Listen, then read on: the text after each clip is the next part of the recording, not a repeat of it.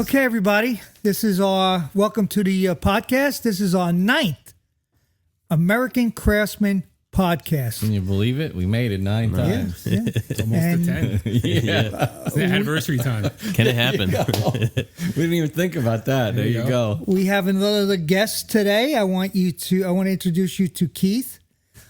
He's a veteran. Yes. Thank you for your service. thank you. Yeah. Thank you. Appreciate it. He's a content creator. Yep. That's the second time I heard that. Yeah. We had another content It's a tongue creator twister. here. Yeah. I mean, I gotta know what exactly they do. I'll get to that. A web That's what we designer? tried to explain. Yeah. A web designer, a woodworker, Yes. a husband, a father, Yes. And yes. and as far as we know, you don't have a criminal background. I cannot. Gotcha. Okay.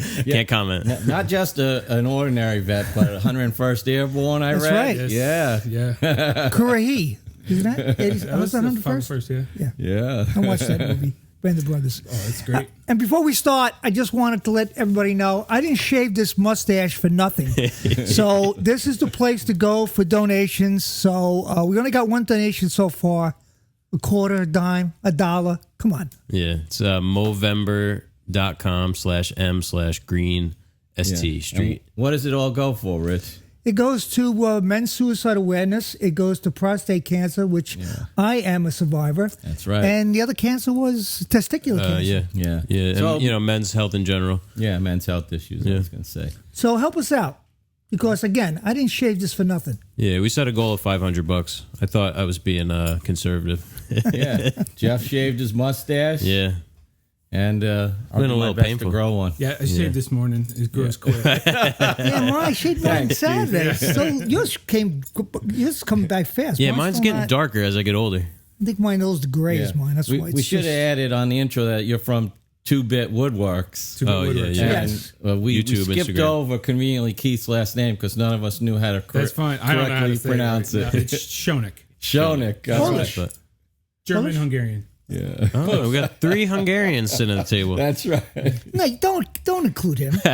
Well, Rod's got a little bit of everything. He's got a little bit of everything. I've talked to a couple of people lately that are Hungarian Yeah. and talking about I've got a food. good I'm amount of I'm just Hungarian. Slavic, Yeah. all Slavic. Yeah. You ever eat chicken potachinka? paprikash? Oh, yeah. No, I wasn't really raised by Oh, it. yeah. It's more of a blood than a cultural thing. Yeah. I was telling these guys about chicken paprikash. Oh, love Yeah. it. What about potachinkas? Yeah. Yeah. Yep. We grew The up first eating time those. I made chicken paprikash for my wife, she was like, not eating that. Now she Oh, it's so loves good. it. Zegli goulash. Yep. Yeah, my Nana, she would cook all the Hungarian stuff. Yeah. The potachinkas I like are the goulash. best Oh, yeah. with a little grape jelly on the inside. It's like a crepe, like a Hungarian crepe. It's not that aspic stuff, is it? No, it's like okay. a crepe, Okay. You know I'm what crepe thinking like that. Like, like a pancake, yeah. Like the... like head cheese. Head cheese. I like that too. Oh, no. Yeah. Yeah. Oh. Yeah. Jeff will eat anything, really. Well, if it's good. Well, we usually ask our guests what they want to take part in, and Keith beer. elected to Oh, he's got the beer of the bring in week. the beer of the week. Yeah. So that's Got a usually gripe, too, so I'll, Yeah. We have a bonus gripe this week. I had all 3, but I'll Everybody loves to get a good gripe be in. greedy. That's okay. You're the guest. How are we doing this? Ooh, I like the looks of this Oh, one. yeah. Here we go. So it looks like cherry Coke, but it's not. You sir? Thank you, Keith. Yeah. Sneak box. Wow. Sneak box from Kane Brewing Company. So Yeah. last place I lived before we moved to Howell, I lived in Ocean Township and right on Sunset Avenue, which is the main shop between Route 35 and Asbury Park. And right up the road from me on Sunset is Kane Brewing. Yeah, I've been there. Yeah, I was Kane's there. good. Yeah. I used to work at this place in Highlands called Twin Light Tap House. Okay. And the owner, Mike Kane, he would come in and, they'd bring in like special kegs and stuff. Really nice people. Yeah. Brewed in Camden, Ocean, New Jersey. Yeah. Sure. It's hard to find, though. If you don't go there, it's hard to... Yeah, let's crack it open and toast. I had trouble finding that place at one time because it's like in the industrial It park. is. Yeah. Yeah, there's like a granite Here you place go. back there. Welcome, Cheers. Keith. Thank you. Picked a bad time to stop drinking.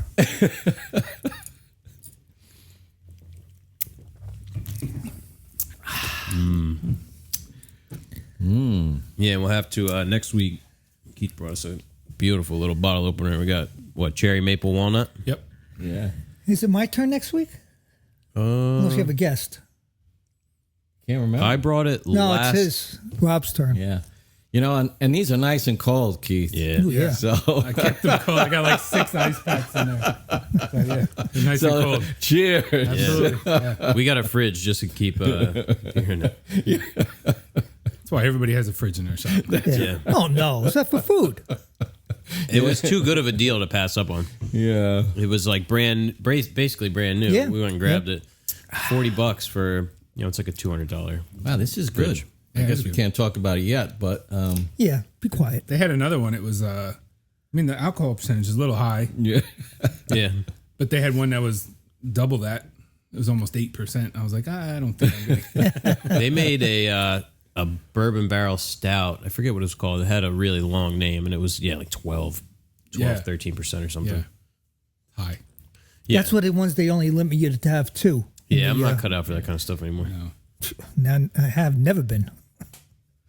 All right. So we're going to get things started. And usually, again, in keeping with our form, we ask our guest, how'd you get into woodworking? So for me, woodworking's always been something that's kind of been in my hobby list. When I was a kid, my father was very good with his hands. He did a lot of built-ins. He built a lot of things.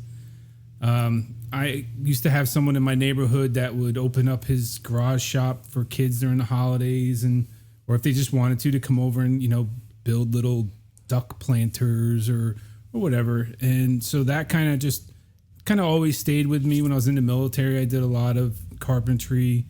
When I got out, I started doing more DIY, doing some home renovation stuff with family, and then just more of doing our home, and then more projects, and just fell in love with it. Something that I really enjoy. Yeah, that's usually a story from everybody you hear. Yeah. Is that they fall in love with it. And Yeah. in fact, one of the questions coming up was pretty interesting, which I'll save till later on about that whole concept. Because one of the things I got from, just looking through your website and everything, and it's a lot of good stuff on there. Everybody should check it out, 2-Bit Woodworks. There's a bit of like a self-reliance theme. You like doing stuff for yourself. The DIY thing. Absolutely. You take it to heart. Yeah. I mean, we just, with all this craziness going on right now, we kind of like, we want to get stuff done with this house, and we've been in it for a while, but we haven't really got anything done. Mm-hmm. And then with all this stuff going on, we're like, let's do some projects in the house. Let's take this time and do some stuff in the house. And we ended up, I just finished the living room. We did the flooring, living room, dining room, new crown, baseboard, all the trim. We did a faux shiplap wall.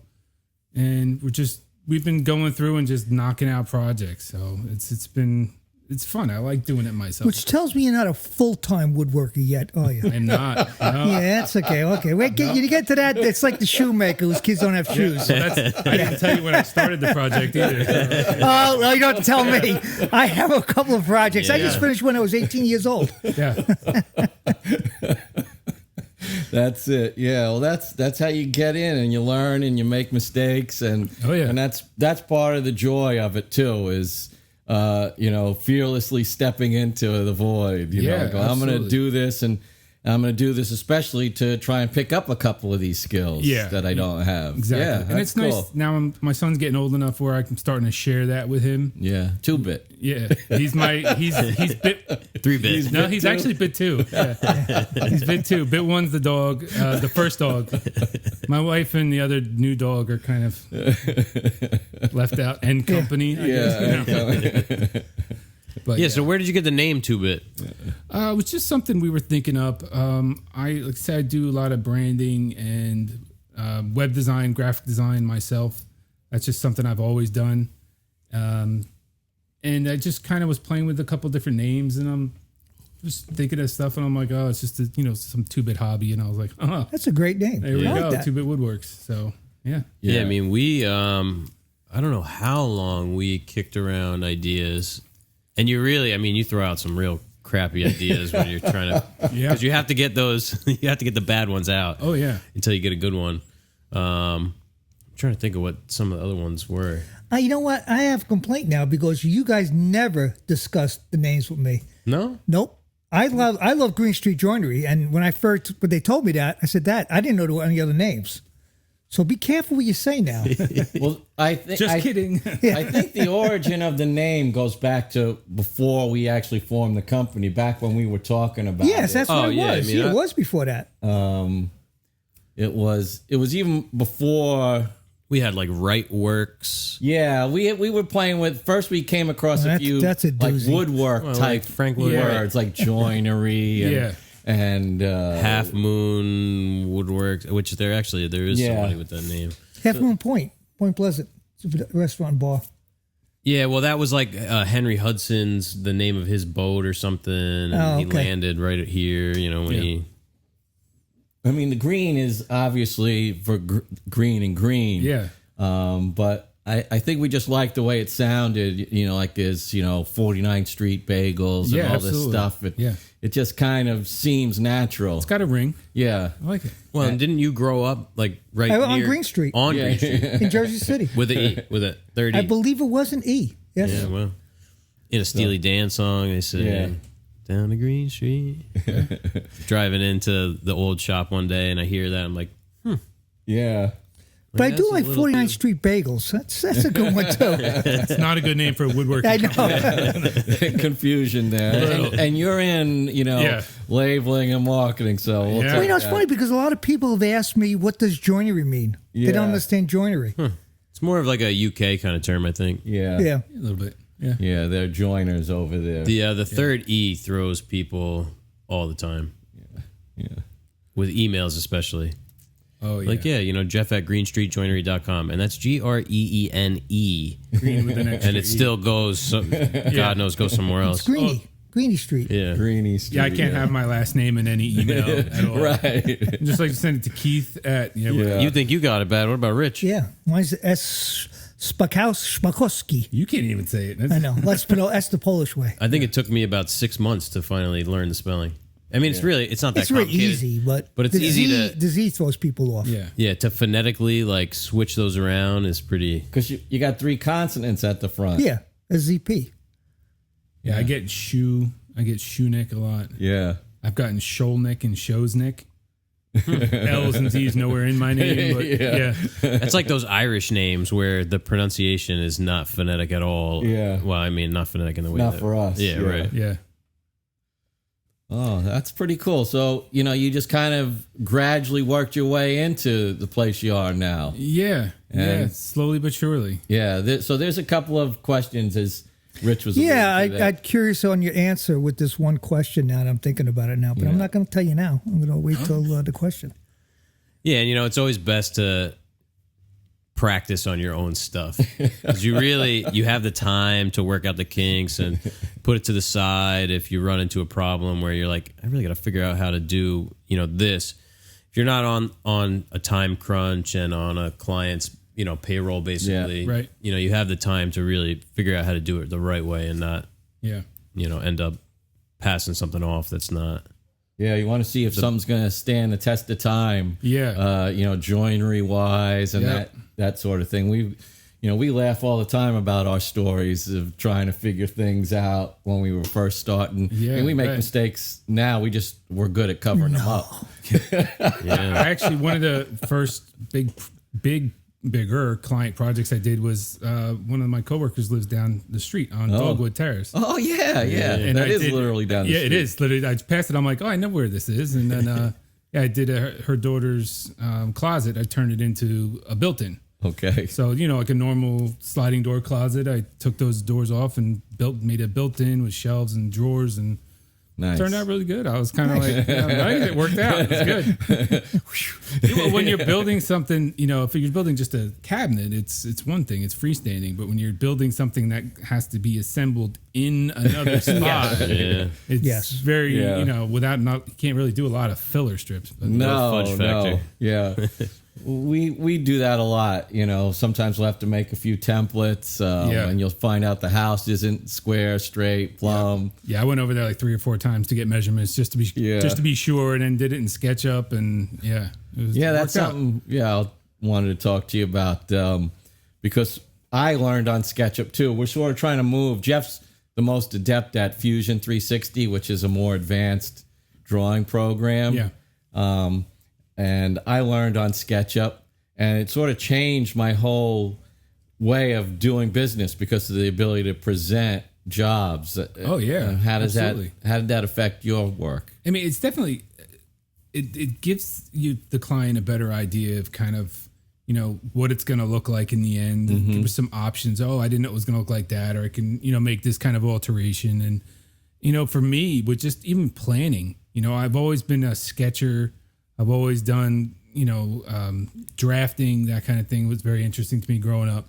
So that precision for me is bar none. It's perfect for what I'm looking for. Right. You know? And to finish a project and go back and compare, and you're on the nose between the SketchUp and the actual product. It's a little, you know, satisfying. Oh, that's yeah. for sure. Yeah. So, yeah, because SketchUp does have sort of two main functions for us. One is we can build from it, and it all depends on how detailed you get into the drawings. But as a presentation tool for somebody hiring you to build something that doesn't exist, they're not picking it out of a catalog. So you Right. have to bring your ideas to them in some form or fashion. Yeah. And now you have this 3D platform, and you can navigate through it. Yeah. You could draw it to scale. You could set it in their house in a sense. Yeah, absolutely. Did you work at all with pencil and paper and presenting that idea? I started out with, you know, just pencil sketches and kind of, you know, pictures of the room. And then you can kind of, you know, show different options with the pencil sketches. But, you know, I usually not very long in pencil. Because I'm a digital person. I've always been digital. As far as, you know, I'm a graphic designer, web designer. Everything's digital.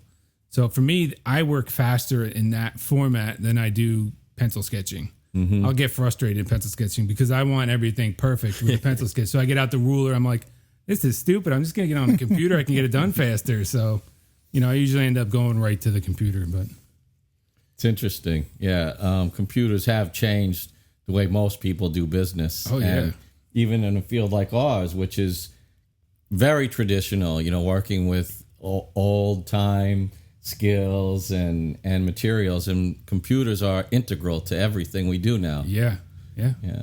Yeah, I mean, I might have 2 hours a day on the computer. Yeah. You're basically That's just like a regular our day. main computer guy, really. I'm usually about 8 to 10. Wow. Yeah, I can't. We say I start it's to get harder antsy. than working in the shop. It's like a tough. tough day in the shop is not as hard as Yeah. a tough day on the computer. Yeah. Working at home is, I notice I'm working more hours Yeah. with all this. You know, I'm usually go into the office. You know, our office is in Red Bank, and you know, being home is, I'm definitely spending more time before work on the computer and more time after work on the computer. So, yeah, When do you generally do your woodworking? nights and weekends, mostly weekends. Yeah. Yeah, I mean, you know, son's in scouts, he's in soccer, so he's got lots of stuff going on too. So we're shuffling back and forth, and there's some weeks where I just walk through the shop. You know, I'm like, I really done should do that. I wish I should do that. You know, Sometimes you got to give yourself a break. yeah, You regenerate yourself. yeah. I'm gonna take a break in a couple weeks. Yeah, Yeah, shoulder replacement surgery, yes, right? Well, me too. Except I get my foot replaced. There you go. Yeah, giving him a peg leg. Yeah, getting a brand new shoulder. It's gonna be fun. Oof. Yeah, not looking forward to it, but you know, Yeah, you don't want to watch those videos online of the surgery nope. or like a knee replacement. Yeah, no. I'll be Yes. looking at one of those in probably, I don't know, Yeah. 15 years. Yeah, 2 weeks from today. Wow. Yeah, Well, it's 2 weeks from Monday. there you go. Where you going? What hospital? East Orange, Oh, I'm not the going to. VA hospital up in East Oh, Orange. that's good. Yeah. Yeah, we were actually joking because Rich isn't going to be able to drive because it's his Right foot. And you're probably not going to be able to drive because it's your shoulder. We'll combine you guys together. We'll get a truck where the gas pedal's on one side and the Yeah. steering There you wheel's go. on the other. Nice. I can use my left hand. It's just he'll shift. Yeah. You got to learn how to drive with your left foot. If the gas pedal was on that side, it is dangerous. Like putting like me putting a stick down there and trying to use it with a stick. You driving's dangerous anyway. All right. Well, I'm old. It's New Jersey. It's all right. Yeah. Just stay in the right lane. Do 50 on the Parkway. Okay, we got a lot of stuff to get to today because I know you're on a kind of a timeline too because you got something going on later on today. Yeah, I got another shoot with John. Oh, so we got something else to do. Okay. So we're getting back to the tool of the week, and it's Jeff's turn. So Jeff, take it away. What do you got for us? So this week I have this is my number 6. Oh, I'm gonna hold that up. Number 6 Fuller countersink. So this is a company in Rhode Island, I believe. You know, they make all kinds of drill bits, and I guess that's all they make. Different types of drill bits, counterbores, countersinks, all that kind of stuff. We drill a lot of countersunk holes here. Everything almost. Yeah, you know, any cabinet is going to be screwed together. You know, I mean, I use it to drill pilot holes for drawer slides, all that kind of stuff. I don't really use a VIX bit if I don't have to. So it's a nice American-made bit. One modification I make is I grind a flat spot on the drill bit itself so that the set screws have a good spot to sort of grab into. Yeah. That's a good idea. That's a good idea. Yeah, that's the one thing about all these countersink bits is that when it gets gummed up, you know, the bit wants to spin and the countersink stops. So I took the belt sander over there, ground a little flat spot, so now it doesn't spin anymore. Yeah. That's a good idea. How do you compare this to, let's say, your generic big box countersink? Yeah, I mean, aside from the fact that it's made, you know, in the U.S., Which we really endorse and love. yeah, the countersink part stays sharper way longer. We've had like some DeWalt and, you know, I want to say like Irwin or something kind of countersinks sitting around the shop. They tend to get dull. You know, we're using all hardwood, oak, cherry, mahogany, that kind of stuff. So we need a drill bit that's going to last. Yeah. Yeah, because I mean, if you're just doing for, you know, cabinets and plywood where you're not going to see the screws, even though we countersink them, it's not that big of a deal if there's any kind of little fuzz or whatever. But on the hardwood, generally there's a neatness factor involved in it, so those things got to be sharp. Yeah, and even, you know, where we get a little neurotic. Us? Even if you're not going to see it, I still want it to be, you know, a nice clean hole. Yeah. And, you know, it's just nice to have a nice countersink. The bit is super sharp. It's actually a tapered countersink, so you get a good bite with the screw. We use number 6 screws, so it's a I like the taper too. What about you, Rich? No, yeah, I love the fuller bits. They're a little pricey, but they're worth it. They're worth it. It costs more to be made here. I mean, exactly. That's part of it. Yeah. Something you got to pay for what, you know. What you get. Yeah. I have an Amana tool one with the little brass thing on it that stops. Yeah. Which is, it's nice, but a couple of times it's actually marred the wood. Which, that's not a good thing. So. Yeah, I have like the snappy version of that, and I think I use it a couple times. And same thing, it's supposed to stop spinning, but sometimes it doesn't stop, and then you have a ring on the... exactly.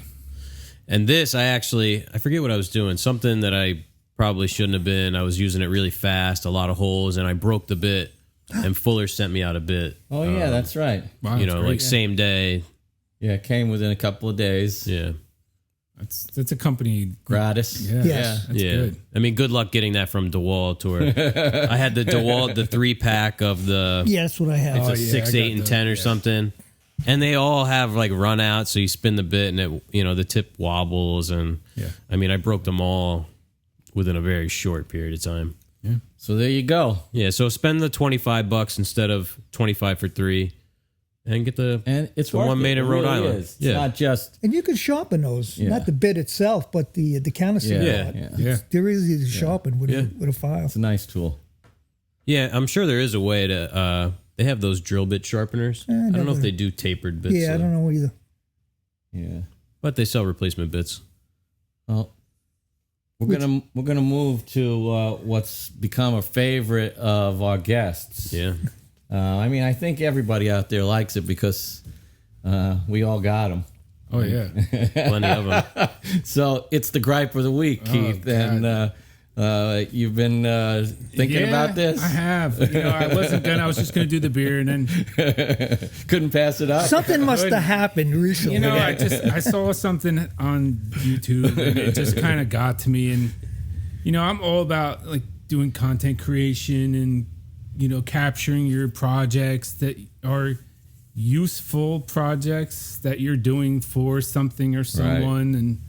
And my gripe is the making a project just to make a project for a video. I see a lot of people doing it lately, and I know that there's a lot of money involved and ads and sponsors, but it's just, you look at the video and you're kind of like, when and where are you going to use that? And it's just, I don't get it. To me, it's just, it's a gripe. You got an example of one? I'm curious. No. I was just curious. What There are, but like there's so many. Just go on YouTube now and look at all the some of the bigger channels. I look at the reality shows that are on TV, and there's a perfect example of all the crap that's out there. For what reason? Is just to make money. That's all it is. Right. Yeah, it's a focus on self, and you could see from the stuff that you're doing on your site, especially there's a definite emphasis on sharing, on doing things that you think are going to help others. Yeah, absolutely. Whether it's shop organization, tips and tricks, that sort of thing. Yeah, shop organization for me is huge. Like I'm in a 12 by 24 rounding up shop. Less than maybe about 250 square feet, but I need organization. I need things to do. Multiple different things, and for me, that's one big thing that I've enjoyed and people have enjoyed on my channel. Is different ways to save some space, and for me, that's a fun thing to do. That's a third of our shop. We're 24 by 36 here. Quit bragging, but there's three of us, so we each got about got about a 12 by 24. This thing that's 9 square feet right there. And if you have 3 of every tool included in that, then it might be even. But it's true. We experience the same thing where you're always robbing Peter to pay Paul with the space. Absolutely. Yeah, I know exactly what you're talking about. I'm trying to think of like an example offhand of something that I've seen, but it sort of takes away the authenticity, which is supposed to be the whole point of like being like a partner with a brand. A lot of these people that are doing these one-off videos of some unuseful whatever it is, right? They're partnered with a brand, and the whole point of these videos is supposed to be that it's an authentic opinion and use of the tool. They might say, I have this new drill from whomever, and I'm using it to make this, this thing that nobody would ever use. Right. The whole idea behind these types of videos is to show it in a real situation. Right. So it really co-ops the whole, relationship. Yeah. If I'm not going to make an epoxy cigar holder, it's just some of these weird things. It's like, I just don't. Epoxy. Yeah, it's just. We have a question about epoxy. I don't use it. I haven't used it. Yeah, we use it for one specific thing, but not what most people are using it for. Oh, yeah. Well, don't ruin the question. Don't ruin the question. I won't ruin it. So let's respond. Let's let's hear from you out there. What do you think about Keith's gripe? Do you agree, disagree even? You have any experience with it yourselves? Yeah. Thanks, Keith. Yeah, no problem. Yeah, we have a sub-gripe this week. Yeah, and this one came out because of what happened on a project that we were working on. And my gripe is basically, not only with this particular paint store, but in general, that people that are in areas to help you don't have a friggin' clue what they're talking about. Yeah, I get that all the time. With this one particular paint store, I'm not going to mention its name. It's in Middletown. We're not talking big box. We're talking about where, you would expect a little bit more knowledge. Yes. Where professional tradesmen go to get their materials. Yeah, like there's two main paint brands, and this is one of them. Yeah, we bought this special paint which unfortunately, well, not fortunately, needed a specific type of sealer to be used with it, and the gentleman gave us the wrong sealer. In fact, when we talked about it was going to be for Sapili, he asked, "What kind of room is that?" So he had no clue what Sapili was to begin with. Really? And this just happened recently. That's on us. We should have run away. I say that's my son's favorite wood. He knows that wood. He'll pick him out, and he's built projects. He's like, "Can I use that?" I'm like, The first time we ran into a problem with him was we were looking for a application to use to paint with, and he says, "Oh no, you got to get these velour rollers. They're the best things around." And we used them, and they were horrible. really? Yeah. You could have did it with a brush. Yeah. They were horrible. We have a few if you want to take some home. I heard they're great. I didn't see any over there. No. But it's like that. It's like that in any store. You go to the big box stores, the construction or the home center stores out there, and there's people That's out not there my aisle. That's don't not have a my- clue yeah. what they're Yeah. talking about. Yeah. But there's 3 guys in there that should know Yeah. what they're talking about. That's all they sell is that stuff. Yeah, I mean, right on the can of, so we're using the color code as this one specific line of Alkyd enamel paint or whatever. Right on the can, it says, use this primer with it. Well, he gave us a completely different primer, and a primer that doesn't even work with Sapili. Yeah. So now this morning, we're running all the parts through the sander. Luckily, we have this sander, which we just fixed. We got to sand the entire project. Yeah, about the 5th time. Still breaks my heart a little bit that you're painting it, but yeah. Yeah. Well, That's the client. I know. Yeah, that's it. I know. Yeah. nothing to Client's do always about right. that. Yeah. Yeah. Yeah, so we had to run everything through the sander, get it back down to the wood, and then I had to brush the oil-based primer on today. Yeah. And it's supposed to take 5 hours to dry, but it was pretty dry. It actually feels chalky too. It feels like a primer. Yeah. Yeah, this primer was gummy. Yeah. Super gummy. And the pieces would stick together. After days too. For like 3 or 4 days, we kept saying to each other, something's not right here. Yeah. And Jeff, the writing is so tiny, he's the only one that could actually see the print on the can. And he's looking through it, and he comes across this line of information. And that fine was print. last night, yeah. Yeah, I mean, I can't say that we're 100%, not to blame. Right. We could have done our homework. But Right, but as guys that don't really do a lot of painted work, we're going to this store with the name on the store, who we sell their paint and say, this is the best paint, this is what we use. Yeah.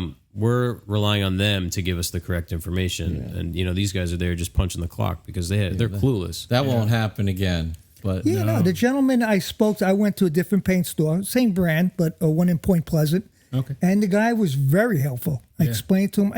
I said Sapili, but I said it looks like mahogany, and it's a very tannic type of wood. And he said, "Oh no, you can't use even the sealer that was on the can to use." He said, "Don't use the oil base sealer. Okay. It'll hold the tannins down." Nice. So, and it was great. It was great. yeah. Ricardi Brothers, Thank you. Point Pleasant. Yeah. We have one in Howell too. Yeah. Yeah. John Peters, who you're going to see later on. He asked that Yeah, he was question. looking for some he's He the- more. wanted to know info. about it. So what happened. Yeah. And then that's the whole story. Yeah, if you have a job, try and do, the best job you can. Yeah. I get that all Don't the time. phone it in. Yeah, IT support and everything. It's just Yeah. that's your job. Like, Right. don't send me a link to go research it on my own. Well, that's the thing. I mean, we could have, but the whole thing is we try and network. We share our knowledge with others, and we were hoping that we were going to get a little of that, Reciprocation or something. Exactly. Yeah. It didn't happen this time around. Yeah, this is the paint store. You need to know about wood and what woods go with what paints. I mean, because you're selling the paint. When we sell the wood, we know about the wood. Yeah, that's right.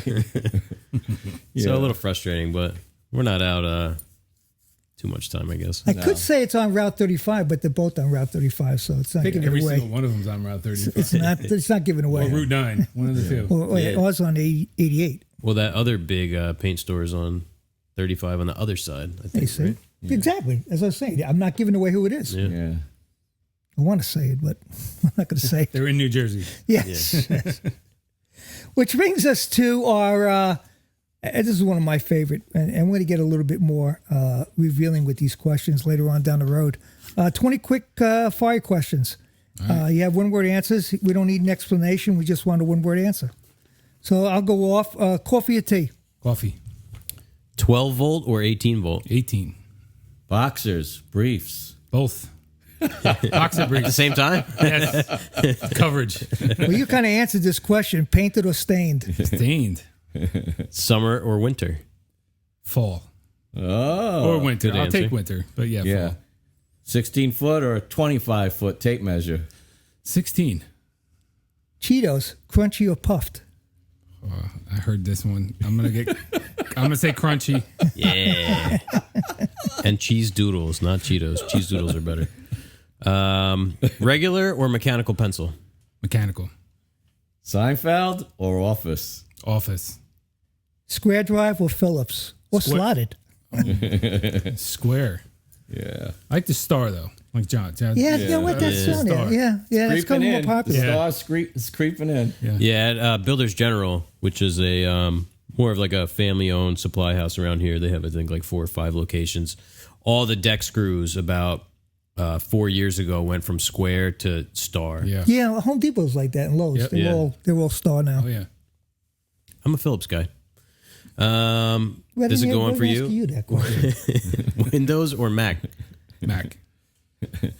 Push saw, pull saw. Pull saw. Sicilian pie, corner, edge, or the center? Edge. That's interesting.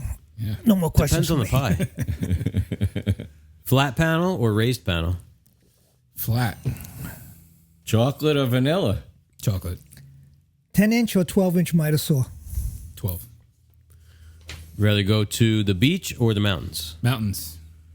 All right. Quarter sawn or rift? Quarter. Pizza or Chinese? Sure. It's one word. It's one word. Can tell we think about food a lot. Yeah. When we're going through the questions, every idea we have relates to food. That's funny. Well, then I got a little too. We had digressed things we quickly. couldn't. Yeah, it digressed real quick. I have watched the Halloween candy thing. So I get it. Chamfer or round over? Last question. Chamfer. All right. Yeah, there We're gonna you start go. marking. Well, you remember everything. I don't Yeah, remember good work. Yeah, Good work. We had proof positive of that this afternoon. We're getting more and more questions, and this is really a fun topic. And be like the president's what am I looking for? The debates. Stick to the subject, please. Don't go wandering off into no man's land. Yeah, we got a lot of late questions. As Yes. always, they all come in like 2 hours before we sit down. And we appreciate them. And some I have specifically for Keith here. Yeah. This one's a general question. What's your favorite project you built? This is from Jordan. From Jordan 4J, is that? Yeah. Oh, yeah. On 04J. Instagram. 04J on Instagram. I'm gonna have to say it was my the frame that I did earlier this year for the Makers for Jesse Foundation. Oh, nice. The Jesse Combs Foundation. So me and one other person started talking last year about kind of doing something for Jesse. We had an extra picture, and I was like, oh, why don't we just frame it and give it off to charity? And her name's Tamara. She said, well, we can get a whole bunch of people together and have them all make frames, and then we could make a lot of money and donate that to the foundation. So her and I are kind of the founders of Makers for Jesse, and we did an auction earlier this year. We raised over $3,500. Nice. We had myself, I did wood, Tamara did leather, Savannah Rose did she did metal, Jess Crow from Crow Creek, she did a epoxy, and Jimmy DeResta did metal. Ah. Nice. So we got some big names in there. That was a cool frame. Yeah, that was a big project for me. That was a lot of different woods. First time working like with a frame that size, and it was a big, kind of high visibility project. So Yeah. it was Nice. Yeah, it was interesting. That was my favorite. It turned out great, and it was kind of hard to see it go. Yeah, we talk about that too. Yeah. The emotional investment, The attachment. and then you Yeah. get attached to things. Yeah, and then to Darren, who won the auction, he was a friend of Terry, who was Jesse's partner, and I said to him, like, hey, I got to see a picture of this thing. I feel like I should check in it on every once in a while. Like, how's it going? Is it split? How's my stuff over there? Yeah, still You good. taking care of it? Yeah. That actually dusting it. That's funny because that ties into a question that we have coming up. But explain a little bit about Jessie and who she was, and for people that don't know. So Jessie, she has been on TV for a long time. She's was on. I remember watching her on 4x4 on Spike TV. She was on Mythbusters. I think she was on Mythbusters, or maybe that's Tamara. But I mean, she's been on Overhauling with Tim Foose, and she's just been very big into the kind of women's empowerment and inspiring and engaging. It doesn't matter who you are, what gender you are. You can do whatever you want. Get out there and just do it. And for me, that was a great thing. Then. She's always been someone I've looked up to. So to be able to give back to that foundation it's been great. Yeah, that's what I remember her most from is the it's like Chip those, Foose. those Saturday or Sunday morning car shows on Spike. Oh yeah. She passed away in a jet car. In the car, she was trying to break her own record, or the record for fastest land speed. Yeah. Oh, wow. Yeah. That's that was a sudden, heavy. Yeah, I remember hearing about that, Just last year. right when it happened. Yeah. You have a favorite project, Rich? I can't remember all the projects. You know what? Every time I start a new project, usually my favorite. Yeah. But I like doing that blanket chest I did recently. Yeah. That was came nice. out really nice. Yeah. Man, that was probably. But all those other projects, sometimes it's just when you're a furniture builder. Well, even the cabinet maker industry, so you build a lot of wall units, and they're kind of generic after a while. So it's probably the furniture pieces that give me more meaning to what I'm doing, and that was one of them. I remember I did a blanket chest in corded white oak for someone, and to this day I don't remember the design, but I liked it. Jeff, do you believe that? Hard to believe. No, I kind of agree with you, though. My favorite project, I can't put my finger on, one specifically. Usually it's whatever the new project is, because you tend to get a little fizzled out, towards the end of a long project, especially when you get into the minutia of adjusting doors and putting on hardware and that kind of stuff. So what I enjoy most is the, really getting into the beginning of a project and getting all the big parts knocked out. Yeah. For me, and I'll limit it to the time we've been together, it's definitely the altar rail that we did at St. Anthony's. Yeah, that was cool. One for the creativity we were allowed in the design, and then the installation, how it all went in. But really because it was our first big job, and I remember the excitement. That's like, wow, man, this is great. Launching the business, and this job rolls in right away. And Well, that's what's interesting about this. What we do is that we don't do the same thing. no, So everything changes all the time, which is always piques your interest. Yeah. It keeps you Excited for that interested. next project. yeah. Stops me from retiring. There you go.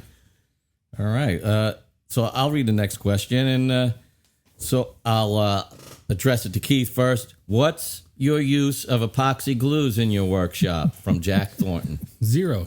Every once in a while, you'll need to glue, something into a handle. Yeah. But not very often. Yeah. Yeah, well, I could let Jeff answer this because I don't use it that much. Jeff He could uses speak it. for all of us on this. Yeah, I mean, really our main use is, we have a can of West system around for filling, knot holes. That's really it. We don't keep big knots in projects.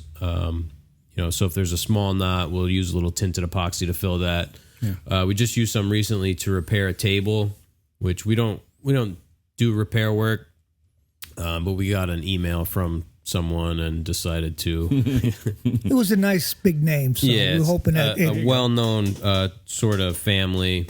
So we fixed the Rockefellers. Like the family, or Yeah, it is New know them Jersey. too. Is it the family? it wasn't the Clintons. No, not an Italian last name. So yeah, we repaired this table, this farm table that was in total disrepair. This big, Camel hump. Yeah, camel hump table. So we glued the tenon back into the leg where it had, over time had broken free of like the dowels. So we'll use it on something like you said, where we need to glue a piece of metal into wood or something like that. Typically, it's not for a project; it's more for like shop kind of stuff. Yeah. Exactly. We glued the end back onto and of course it failed like a couple days later, but glued the end back onto a vacuum hose, stuff like that.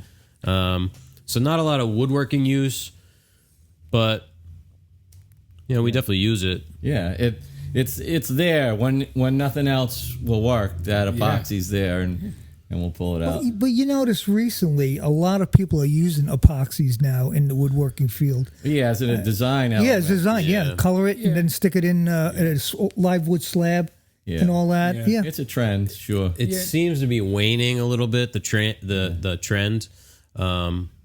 I mean, I hate to sound like a dick, but come on, it's too much. It's bad for the environment, and it's not gonna age well. It's That's the thing. It's not tested. Like, you have a 2-inch thick walnut slab table, it's not gonna go anywhere. You have a 2-inch thick epoxy table that's with wood and other things. Like, how do you know that in 20 years this is going to last? Yeah. Because it's epoxy. It can still break away from the wood. Like, there's no... Yeah, I mean, we know that the wood is going to move. Right. So what's the epoxy going to do? Yeah, the epoxy's not moving, I don't think. Let the wood breathe. Yeah, let's not mix all this, like, petroleum product in with our nice natural wood. Go. Yeah, I agree. Why don't you address the next... This is straight to Keith. Oh, yeah. So this is from our buddy Wild Willie, who we had on last week. Sorry about the terrible audio. He said, is there longevity in content creation? Do you think it's becoming too oversaturated? I think that comes down to my gripe a little bit. I think, I am all about, like, with John's channel. I always use his channel as an example because he's got 8 billion videos. And it's not like one thing. It's on a bunch of different things, and that's what I'm trying to do with mine. Is I'm doing a lot of shop, but I've got a lot of stuff filmed on a lot of the home repairs and how to do this and that, and if it's for a purpose, I'm doing a project anyway. I might as well film it. And when I first got into this a couple years ago into Instagram and YouTube, I had someone. Chris Zeppieri from Make Everything Shop up in New York.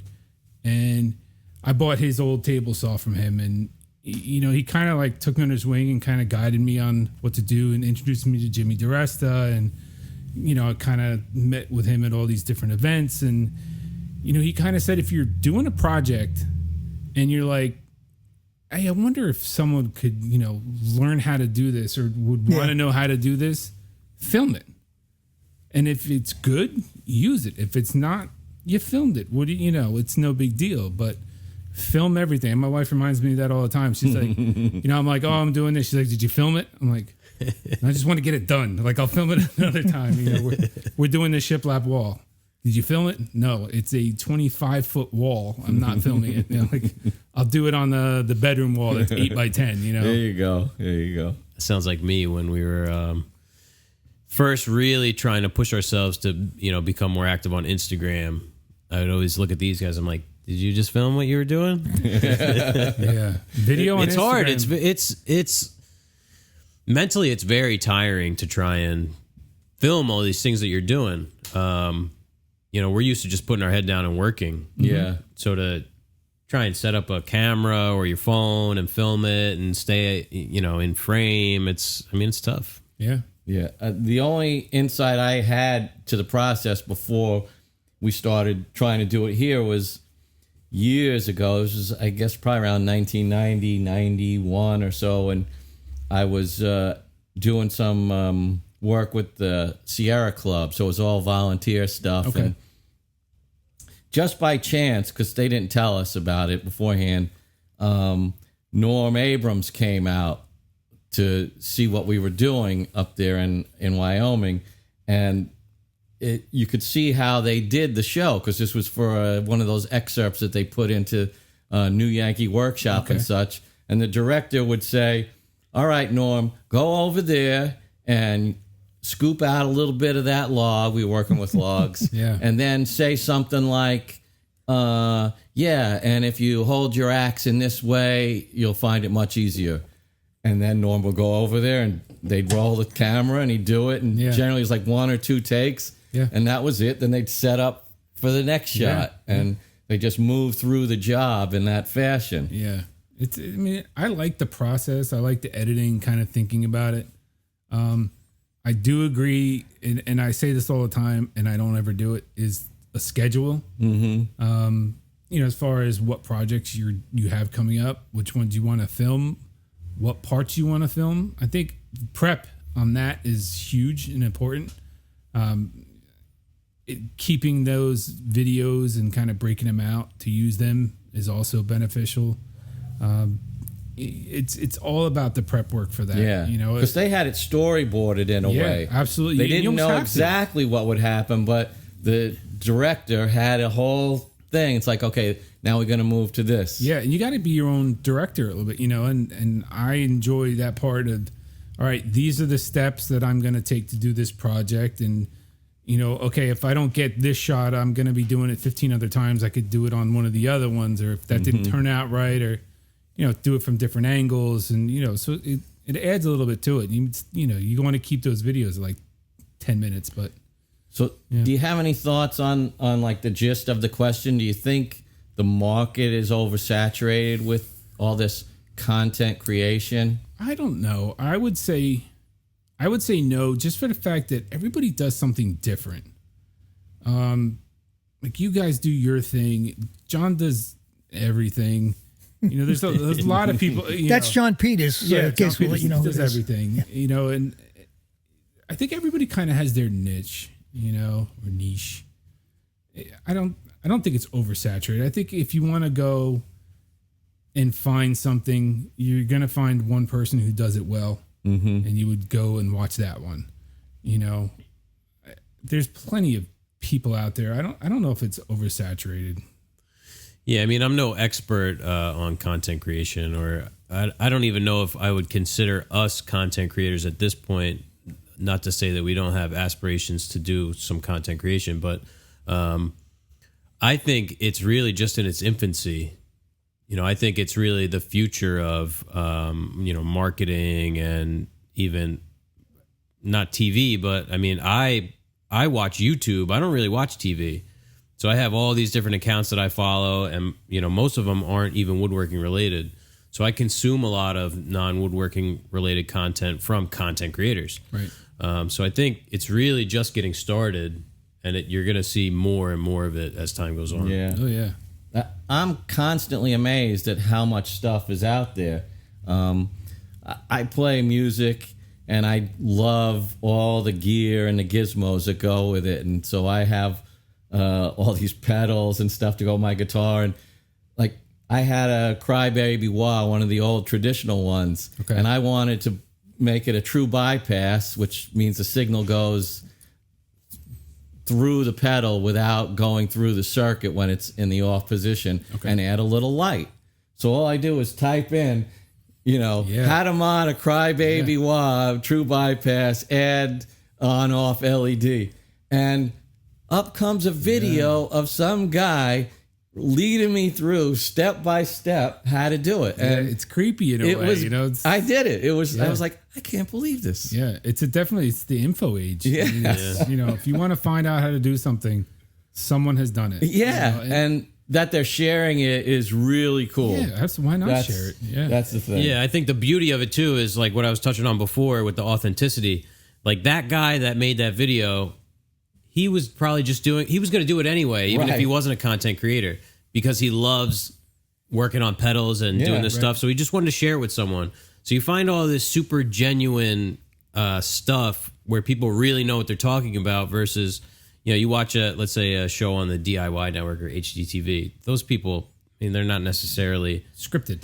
right. And they don't care that much. It's We just got a that job house to built them. in 2 days. Yeah. Yeah. Well, it's like the guy at the paint store where that's just their job. Right. This guy loves working on pedals, so you're going to get the Passion is there. yeah, so you get better info. It's more engaging for the people to watch. So and I wouldn't know how to do it. So he doesn't skip over any of the stuff.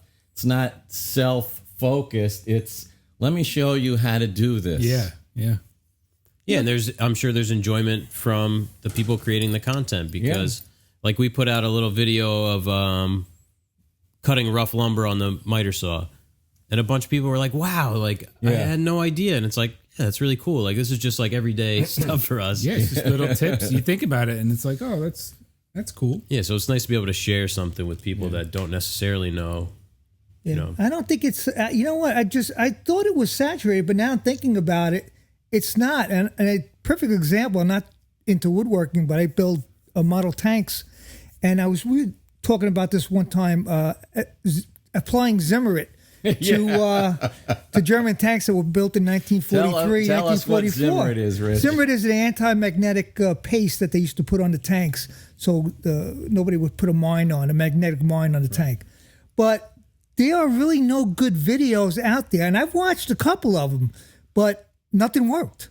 Really? So there is stuff out there that can be useful if somebody takes the time and says, this is the exact way to go about doing it. Yeah. Because I tried the techniques they showed me, and they weren't working. Yeah. So now you figured it out how to do it? No, I'm still Still waiting stymied. for that. I was going to say you need When to make a figure video. it out, yeah, put it online. Yeah. film Yeah, it. because you're going to help that next guy and then Yeah, absolutely. And that's just being, enjoying what you're doing and kind of putting something out that someone gets something out of. I've got that a lot is, well, that's a great idea, or, little things like that. Oh, I really enjoyed this. That helped out. This is perfect. And it's, not a huge channel, but it's nice to get that, You don't positive always feedback. know what's going to hit. Yeah. Yeah. There's certain things like that frame. I did that frame build and that video just flopped.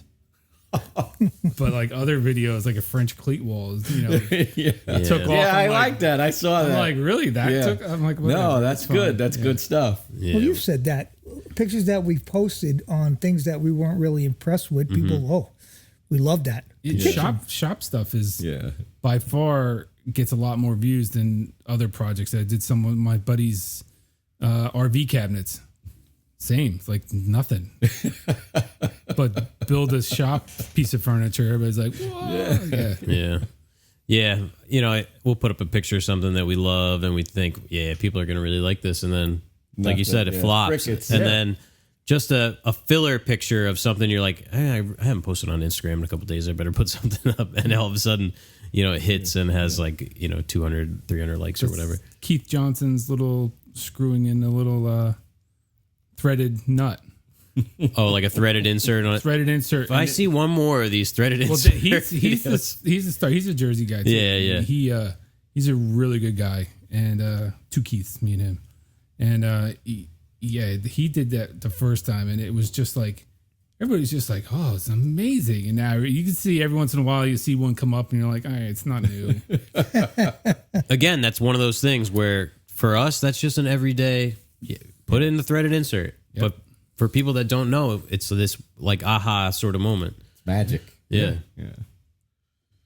All right. Which I mean, we're on YouTube all the time, or at least I know I am. If we run into an issue, first place I go, Google, YouTube, how to whatever. Yeah. And with the paint sprayer. And with this paint sprayer we got, how to set it up, how to run it, clean it.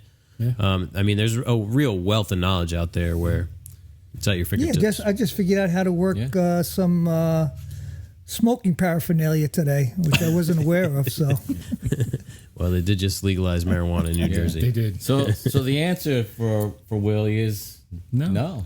I don't think it is. No. Yeah, and wait and see. Yeah. So what's this next question here? You want to read it, Jeff? Yeah, we're on the next page now. Yeah. So this is from Dave Miller. He's Blugerson on Instagram. What is your go-to style for joinery? Simplicity versus looks versus strength? I guess it depends on a project. Shop projects, it's all about strength. You got to handle the weight, so it's either straight screws and glue or pocket holes. With other furniture though, I think it would be glue and even biscuits would be good. That's Sean Peter's favorite. I like Biscuits. biscuits. I know. And when you don't have He's a biscuit man. when you don't have a joiner, a domino. Yeah, then, well, that's what I had. biscuit joiner's I had great. a biscuit joiner. Yeah. Biscuit joiner does have its place. Yeah. Yes, it does. We get a little snarky about it, but That's just because it's all in fun. yeah. You made me take it out of the shop. Well, yeah. It's all in fun. we There's have only limited so much space. room in here. Yeah. Can't have a domino and a biscuit joiner. Right. What do you think, Rich? Where do I you? think I kind of agree with Keith. It depends on the project. If it's a shop project, not everybody's like that. Speaking to somebody who likes to build all his shop project to make it look like a piece of furniture. Sanding cart over there. Yes, that sanding cart right Dovetail there. drawers and That's everything. Now, if you look over to my No, bench, the drawers everything's are, just drawers are ghetto. everything's just put together with plywood, no edge sanded or anything like that. So if it's going to be in the shop, it's down and dirty. If it's something for a customer, it has to be sturdy, and the joinery has to look good too. Yeah. We do all dovetail drawer boxes in all our kitchens, all our kitchen cabinets. Yeah. Yeah. I'll say it's a combination of appearance, looks, Yeah. and strength for us. Simplicity, I don't know if that ever really comes into the question. I mean, if we're doing a big job and then we have to sort of cost it out, we'll of course weigh that in. It's like how long it's going to take us. Can the customer afford to pay this price for Right. it? Yeah. But when we're engineering a job, it's going to be build it to last, and then now how do we make it look good? Right. Yeah, I mean, I would say to generalize, our most common joinery style would be like a stub tenon, because that's how we build all of our doors and drawers. So stub tenons that are just glued. I've been seeing guys put dominoes in stub tenons. I'm not really quite sure what the purpose of that is. I mean, people have been building doors with stub tenons for a long time with no Kind of seems no redundant. issues. Just We don't really Yeah. Make the tenon reinvent bigger. the wheel. Right. Yeah, we do breadboard ends on all basically all our Yeah. All the tops. traditional stuff that's Yeah. been proven to work, that's basically our guide. yeah, why reinvent the wheel? Right. Yeah, dovetails. So yeah, I mean, simplicity, I would say, is more of like a cost factor for the client. Where we could stick in some type of intricate joinery. You have to gauge the job and see what you can do. But Right. simple mortise and tenons, dovetails. That's really our bread and butter, I would say. Yeah, and we're kind of set up in the shop to do that. So in a way, that is simplicity for us. Like our tooling and our knowledge and skill base is all set up to cut those joints. So Do you do those all by hand, dovetails? Or do you have like a... we use a router. Okay. So we have like a simple template. Yeah, Keller jig. Keller, yeah. There's a lot of them out there. Like Porter Cable's got one. Yeah, this is a much more simple, Yeah, this is amazing. How simple it is. non-adjustable, Yeah. just one setup.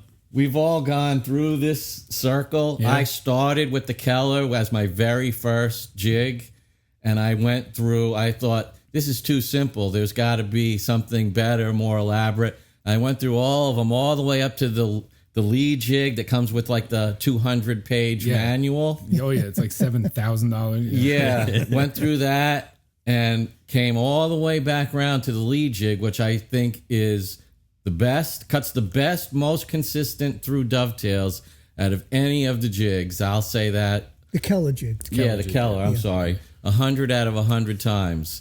The lead jig has some idiosyncrasies to it that I think the setup is more difficult. 'Cause Yeah. I've used a lead jig. I still have one sitting in my crawl space. So we do eBay. all of our drawers with the Keller jig. And cutting the dovetails is quick. It's just making a drawer box is so many steps. It's Yeah. not just cutting the dovetails. Right. Yeah, and we build everything with through tails, which is, to me, the whole idea between half blinds you can just stick your bottom sort of anywhere. Yeah. And I feel like that's why a lot of guys go with that. But you're definitely getting more strength out of a through dovetail. And to me, it definitely looks better. Yeah. So, and they're 3/4 inch. Yeah. We have to place the bottom in a very specific point. So there's some more sort of stringent size limitations with the drawers. And most of the drawers are, in a kitchen or something like that. So you're using mechanical slides, the bottom mounts, everything's got to go a certain spot. Yeah. Yeah. So we have, I think it's hanging up over there, like 4 sort of standard size drawers that we make. Yeah. Okay. That way we have one stop set up on the jig. We can butt the smart. piece to the stop and then it'll end up equal. Yeah. There you go. All right, here we go. Next question. These are pretty good questions this week, I have to say. How did you start selling projects and getting clients? This is from Kevin Lauk. Oh, I'd say a lot of it's word of mouth. It starts with family and friends. Yeah. I think those are always going to be your first clients. What was your first job? Your first paid job from a stranger? Stranger? Yeah. How'd you get that job? Woodworking job. Oh yeah. Well, okay. Make it more difficult. Yeah. It's just, it was a Facebook post and someone kind of called me and said, "Hey, can you do this?" And it was like, And you said, sure. "Oh, yeah, I could do that." And then It was one of those like, well, for how much? I'm like, well, what's your budget? Sure, I could do it for that. It's one of those. Yeah. You just kind of want to get stuff made sometimes, And I'm like I said, a couple weeks ago, you were talking about hobbyists versus full time, and obviously I'm 100% a hobbyist person. So for me, and I don't ever try to take anything away from anybody, but if someone that I know comes and says, "Hey, can you do this?" And yeah, all right, maybe I'll mark it up a little bit, but for me, it's about the project and working with my hands and kind of, and if I can record it, there you go. Bonus. Yeah. Yeah. Yeah, it's a win-win for everybody. Yeah, absolutely. Because you get to do what you love, and somebody gets to have that nice piece in their house. Yeah, I was going to do something once on Facebook and just say, "Hey, these are 3 projects. If if someone wants one, you can just pay for the materials and just to get the name out there." Right. Yeah, we've done stuff like that. Like for Mike over at Big Mike's, we said The big red store. we'd love to build you a table, and you just pay for the material, we'll build it. It's good for you, it's good for us. People come in, they say, "Wow, look at that table. Who made it?" Well, Greene Street made it. So, But now with COVID, nobody's going into the store. Yeah. I tried to do that. Nobody's seeing it. We got a brewery going in Howell, and I went over there and tried messaging him, and I'm like, "Hey, if you need anything, I'd love to work with you. Just the product cost, the material cost, just to kind of help." Yeah, everybody you can out. make those flight boards. Anything. Yeah. Like $300 in material. I get this at Target for $150. Oh yeah. Or free, Yeah. And it's like, come on. But I got no response, whatever. And I was like, "Oh well, good luck. Yeah. You're still unopened, and it's been a year and a half." So Yeah, no response. I can relate to that. yeah. The no response is the most common response nowadays, it seems. Yeah. So how did we? I mean, we kind of relied upon all our old contacts when we formed. We just made the phone calls to all the people we'd worked for in the past as individual, cabinet makers and woodworkers. Yeah. But I kind of started that just the way you did. Yeah. It was just almost on a whim. I said, what's the worst that could happen? And I put a sign in my front yard and somebody hired me. The infamous sign on the front. Yeah, that was it. Not the reflexology sign. No, but it was a little bit of luck. Yeah. Fortunate timing, being in the right place at the right time. And, I used to, first couple of years, I used to pinch myself and say, wow, I can't believe I'm still going. Yeah. That I didn't have to go back to my one of my old professions. Yeah. I mean, that's the goal is to, turn this hobby into something full time. Right. It's hard, it's It's hard now. Steady right now, Yeah. so it's It's hard with the times that we're going through. It's definitely if you're looking to start a woodworking business now. It's not easy. Now's It's not the easy. time to. Yeah, and the company I Probably. work for I've been with them since I got out of the Army in 2004. So minus 3 years in the city because I had to go to the city and be a designer in the city. Why not? Yeah. But I've been with them for so long. They're family, and they're really great. They're like a great company to work for. So, That's awesome. yeah, I'm very, very blessed. You can Yeah, give you don't wanna you can give take a any plug of the- out to them. That's you can It's, mention. Slurry Creative in Red Bank. Gotcha. I think I've heard that name. Yeah, we're in West Front Street. They used to be in Eatontown. We did a lot of contract work for Fort Monmouth. I was a contractor at Fort Monmouth. My wife was an employee, government employee. That's how we met. Nice. So yeah, now everything's torn down and it's just dirt and they're building condos and it's I installed some cabinets in one of those condos. yes. I mean it's like my son went last summer, not this past summer, the summer before, went to Fort Monmouth summer camp. So for me it was kind of cool because we can go in there and I was like, oh, so that's where I met your mom, and Yeah. we used to walk around that building and now the building's gone and you Yeah. know, so a lot of history just Yeah. Yeah. Changes. pooped. But the full circle because now I'm doing a website at the company for a bowling alley that's coming to Fort Monmouth. Oh wow. The alley at the fort, they're redoing it, and we're doing their website, and it's a fun project because I've been there, and now it's kind of seeing it come full circle, and they're Yeah. repurposing it, which is always great, So that for me is kind of keeping that history alive, and it's nice. Yeah, that was a long road to go when they opened it up finally to go through to get to the other side of. Yeah, It's such a. I thought it was so short. No, But I'm riding. I said, "Wow, look at this! Is pretty long." And I know what a bowling alley is. Yeah, Yeah, I've never gone in on that. I guess it would be like the south 35. entrance or whatever. The south I've entrance. gone in. Yeah, from there's the other main entrance. post, and then there's the Charles Woods area, which the Charles Woods area is kind of where Trinity is now. I've gone in School. like through Oceanport, Trinity like Branch Hall. Avenue. Yeah. I've gone in that Okay, side. that's like the back end. yeah, I've Yeah. never gone into like that main entrance. And that was closed for a long time. But Yeah. I mean, when I first got out, I was still going to the PX and the commissary there when that was still open.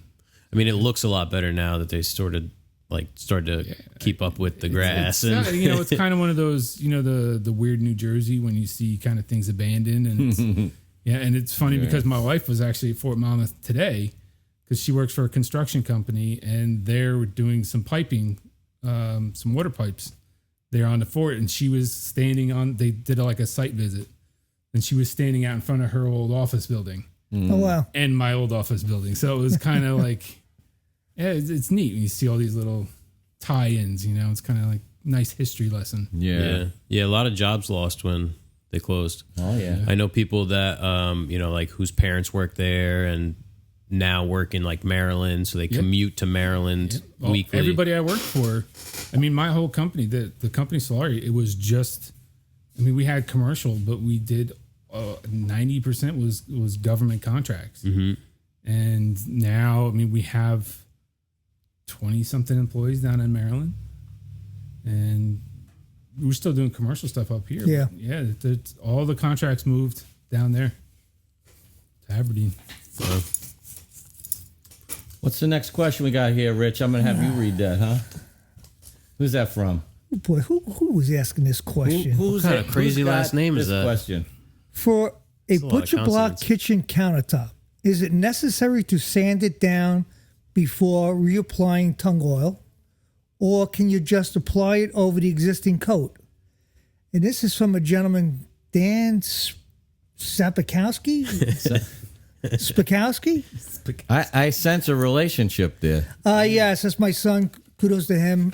Shout out. He's the main photographer for the Jets. And Dan's helped us out. Yes. Quite a bit. Yeah, with yeah, some if pictures. you've seen and, any of the good pictures on our Instagram lately or video. Right? Yeah. Yeah. All the Video, good that was stuff great. is Dan. Yeah. That's an Yeah. awesome video. But I think what Dan's saying is, hey, Pop, can you come over on Saturday and do something around little here? tongue oil. And do I need sandpaper or just well, the I tongue? know that that top is in his whole kitchen, even by the sink. Yeah. So I don't think you need to sand it down to bare wood. I think you need to scuff it up and apply another coat. I wouldn't go crazy about unless you see it that it's wearing down a lot in one particular area. But keep it coated, coated every couple of months, and just put another coat on it. Yeah. So you're talking about more of a refresher, except in the damaged areas. Yeah, exactly. Yeah. That's one thing I want to do is do a little countertop in our kitchen of nice wood one of these days. Yeah, it's a scary project because nobody wants to put wood in a kitchen by the sink, like a vanity. Oh, I wouldn't. Yeah, it's like it would be more like a coffee bar kind of thing. Yeah. We've got these crazy long kitchen. It's bigger than my shop, the kitchen. Yeah, how many doors? I remember talking about painting the doors. We were talking about like 40 doors or something. 56. 56 doors and drawers. Or doors and drawers? Maybe just the doors. I think it's both. Yeah, because I was talking to them. We're doing new flooring in the kitchen too. And I'm like, well, I want to paint the cabinets. So I got to sand them a little bit and prime them and paint them. And I was just going to make new doors, do shaker style doors, and I'm like, well, that's a lot to make. I'm like, it's gonna be enough because I'm gonna have to paint and prime the new ones after I make them, or just paint and prime the old ones. Yeah, I'm like, we could just make that happen. So. Yeah, that's like the kitchen we just did was like about that many. Maybe there were 70 some odd doors and drawer faces. Okay. This is why we bought the house. I mean, the kitchen was insane. It's huge. Well, this had the mud room and a couple of auxiliary things, another sort of like bar area. Yeah. But it took us 2 months basically to build that all out. Maybe 3. Yeah. Yeah, I would have to section, which is nice because there's a row when you go in on the right, and there's a sum over there, an L on the left, and then there's one on the far corner. So I mean, definitely something that can be done in stages. Yeah. You know, like 1 year, do that one. 10 years later, do those. 10 years later, you sell it and just leave the paint for them, But I'm sure, Rob, Dan's waiting for your answer on his butcher block. What do you think? Problem. I think that if there's like some damage, some grain raised, I would knock that down, maybe with one of the higher grits, 180, something like that, and then reapply. You want to keep those things, wood around water, you just want to keep it maintained. You want to, not wait for it to look like it's damaged, but sort of, keep it clean, dry up any standing water, etc., and re-nourish. Yeah, and don't just leave the tung oil on there forever. Put it on, let it dry a little bit, then wipe it off. Yeah, you always want to wipe off the excess. Let the wood absorb what it can and wipe off what it can't. Yeah, I constantly yell at my wife with the cutting board. Don't leave it in the sink. Yeah. Oh God, I don't even get it near the sink. Yeah, she gets so mad. I'm like, I'll just wash it now. Yeah. Well, I just did a new cutting board for the house. We had a Boos, and it turned into a potato chip after maybe 7 years. And I resanded it a couple times and refinished it. But so I built a little maple and sapele, just a cutting board, not a butcher block.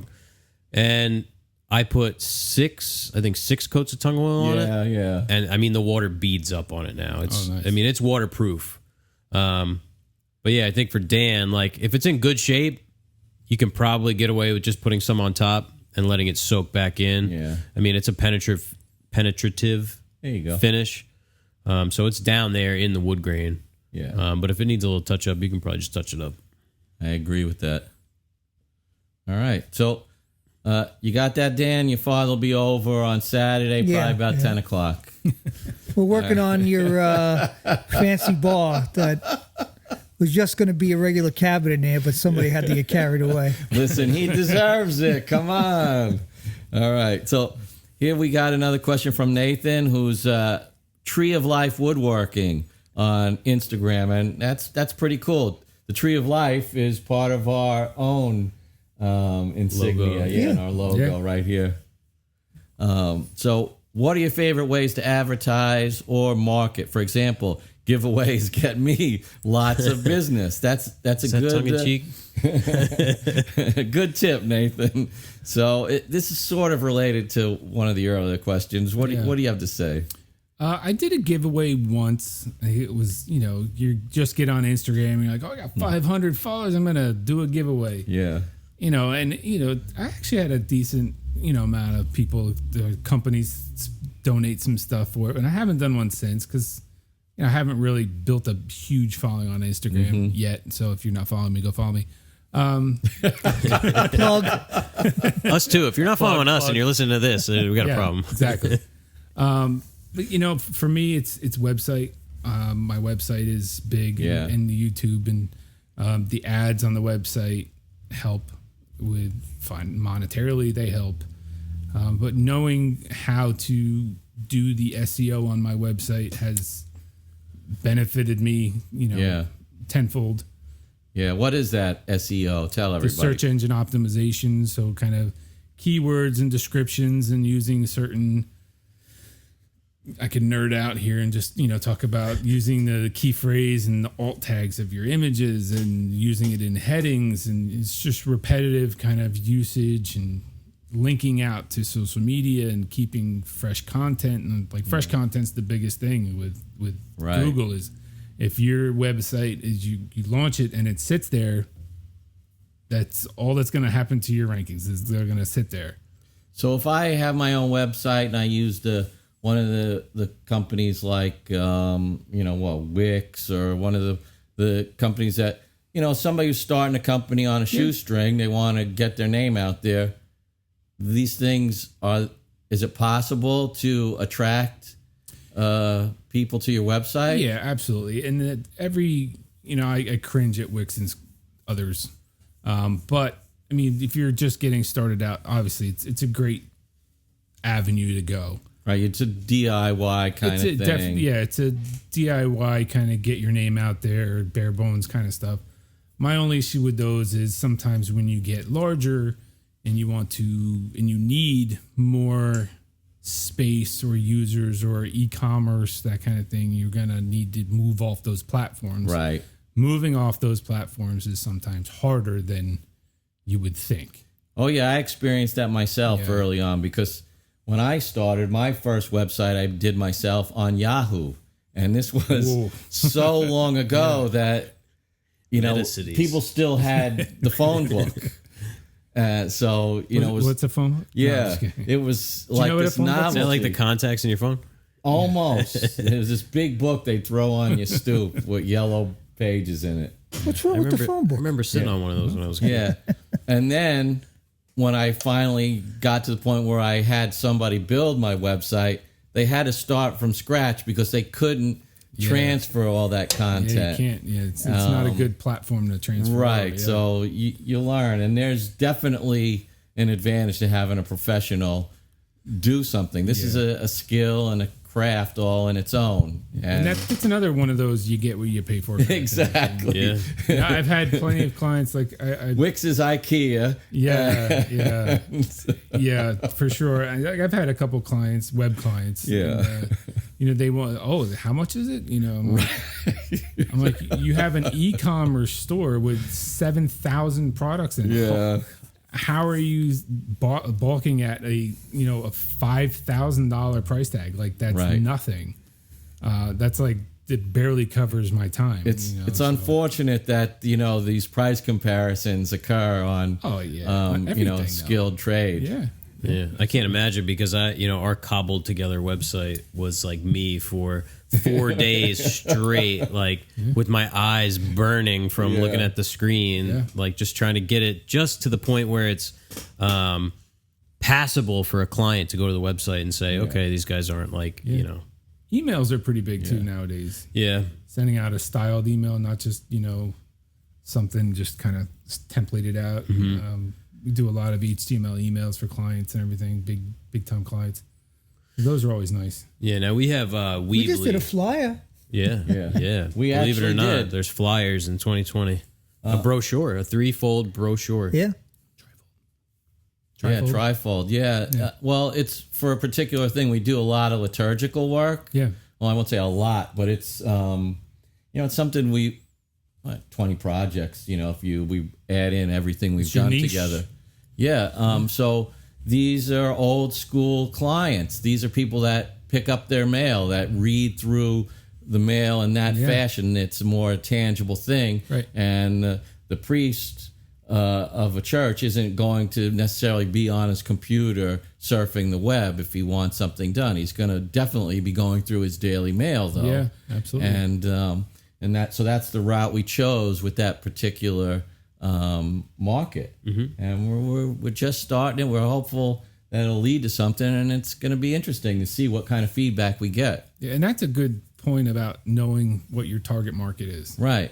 Like if your target market is, older generation, then doing an Instagram ad campaign, or Facebook ad campaign, not going to work. It's not going to get you what Exactly. you want.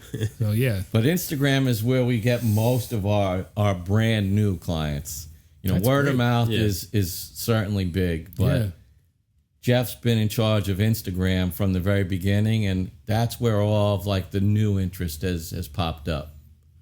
I ran the Barone Woodwork Instagram. That's right. before Greene Street was even a thing. Back when it was just a pipe dream that we were Yeah. going to leave our, unshackle ourselves from the chains at Tom's shop. Yeah. Jeff. I said, I better start. Yeah, better start showing this all the time or what to do. Got a little buzz going. Then we just migrated over, changed names. Yeah, and it was effective. It really was. Yeah, I mean, it wasn't like a bait and switch, because I think there was only, I think we started out with like 100 followers. Yeah. When we went But it was from pretty Barone good. It to was a Greene nice Street. introduction. Yeah. Yeah.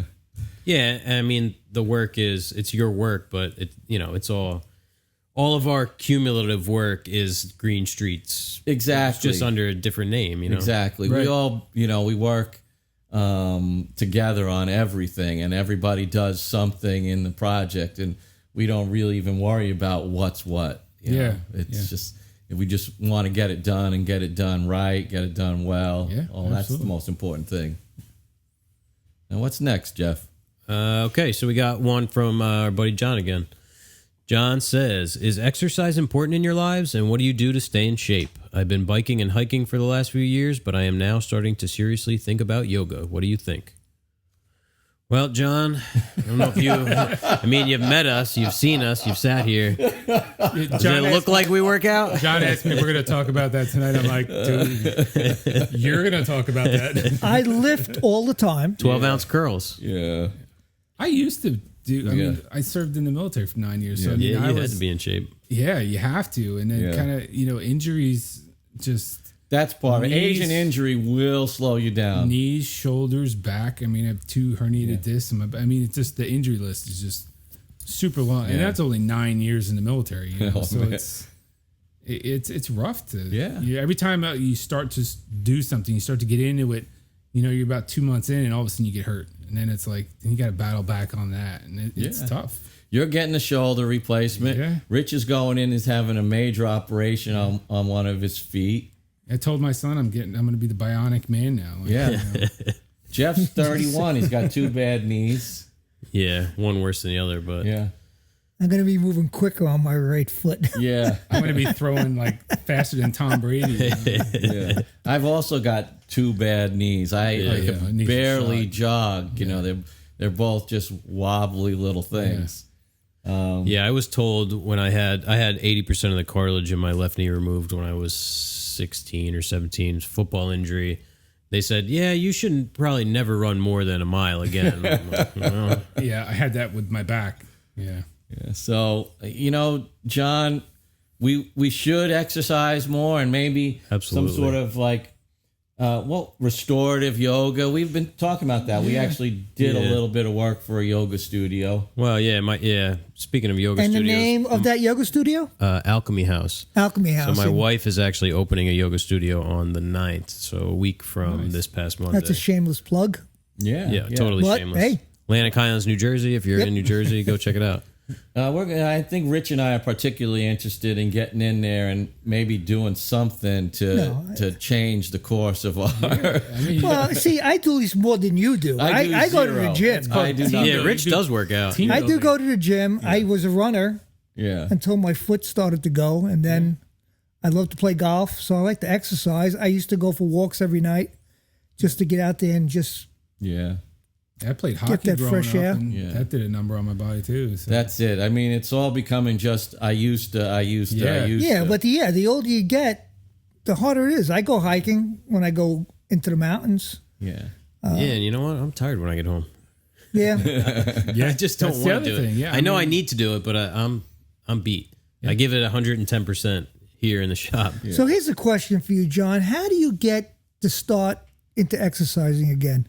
Yeah. Yeah, what are your tips? Yeah, give us a tip. I'll ask him tonight. Yeah, we want to know how to break this routine of not doing anything, of getting off work, cleaning up, eating dinner, and then just sort of watching TV or doing something, vegetative. Mind numbing. Yeah. Yeah.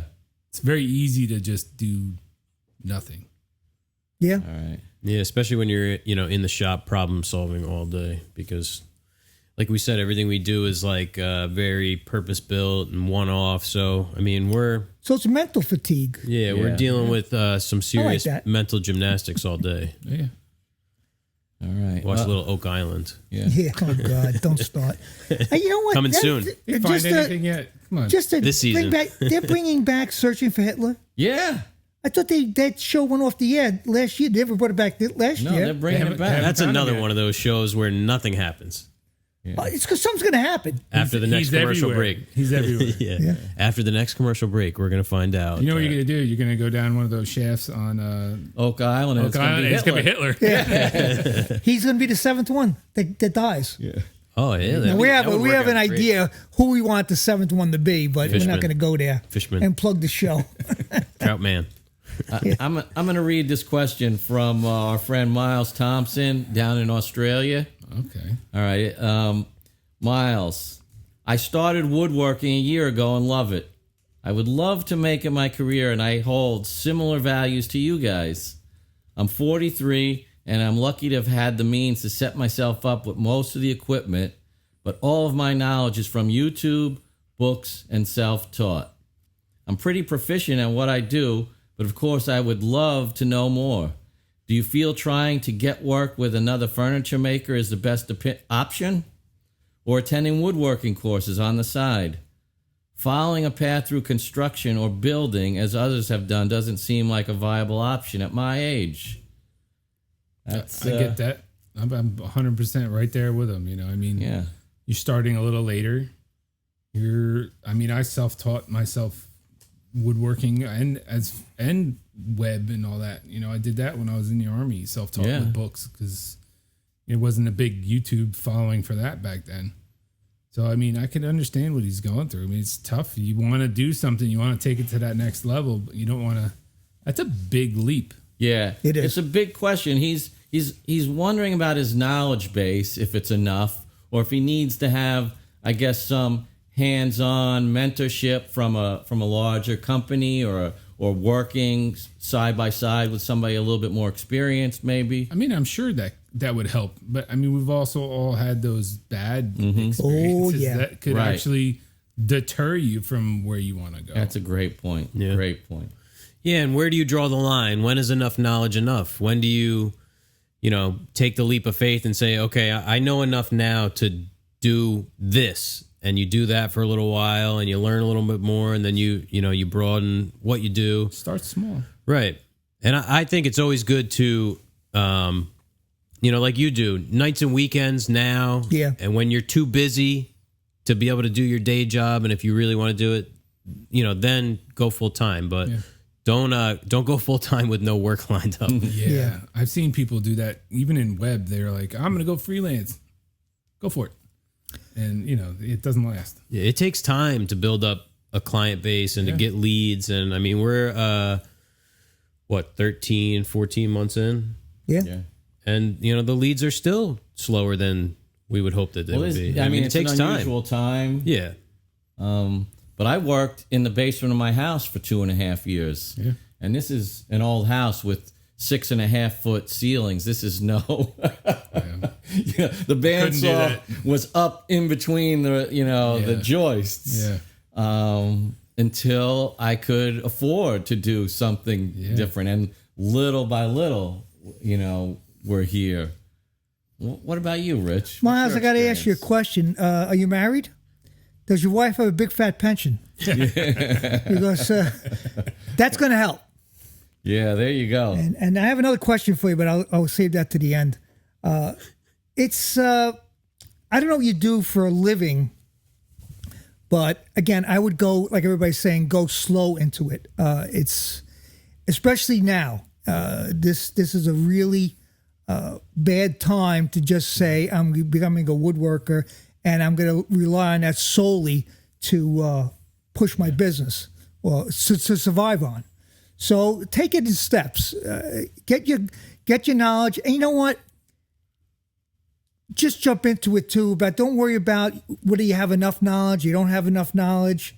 Have trust in what you're capable of doing, and do it. Yeah. So you're saying go slowly into the economic side. Exactly. Things, but the other side, there's plenty of both information feet in. out there. Yes. You're going to make mistakes, Exactly. You might as well Listen, we them make now mistakes before you're to this big. day. Yeah. And You can't be half as bad as most of the guys out there anyway, so don't worry about.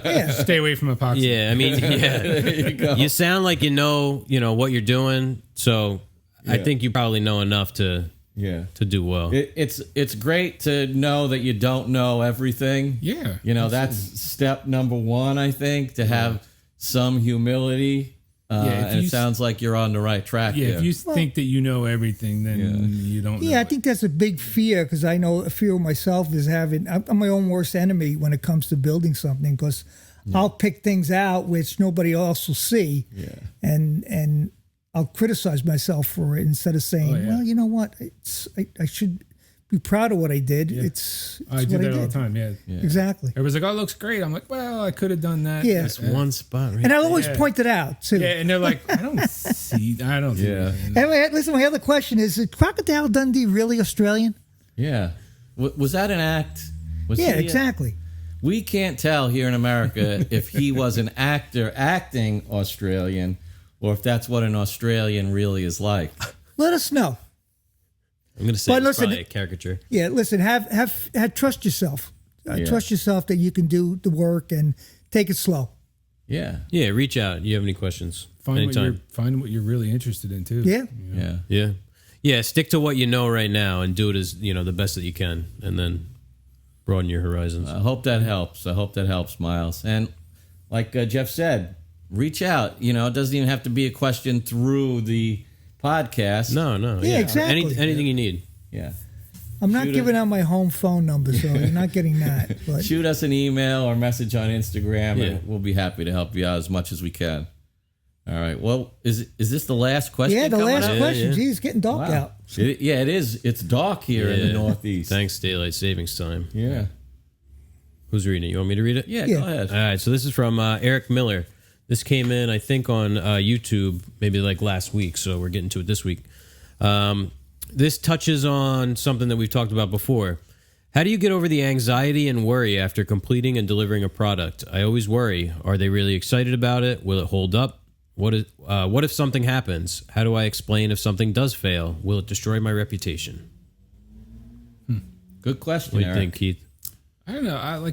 When I did that walk-in closet, or the closet built in, it was kind of one of those things. They were like, "Oh, great, thanks." I'm like, "Well, do you want to go look at it? Do you want to show you how? Give me some feedback.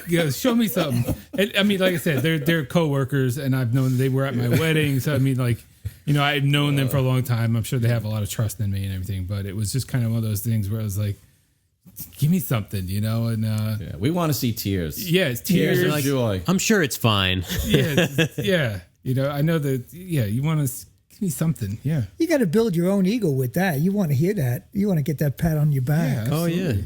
I'll take that over a check sometimes. That's like, Yeah. you cook somebody a meal. You don't want them to say, nothing. Where's the salt? yeah, nothing. Yeah. Or, it was good. It was okay. That's there. It's good. Yeah. But you know what? It's also, and Rob touched on this when we were talking about this before at lunch. It's how you treat the problems that come up when you're dealing with a customer. Yeah. How you treat your customers. Because problems happen. That's Yeah. just part of what everybody does. Yeah. And it doesn't matter what you're doing, woodworking or nothing. It's just, Yeah. Exactly. Be honest with people. Be yourself. Do the best that you can, and again, and be honest. Be honest with them. Because I think your reputation is really built on the aftermath of a problem. Yeah. You know, how do you respond to, a drawer that's sticking or something that, is unforeseen? What do you do then?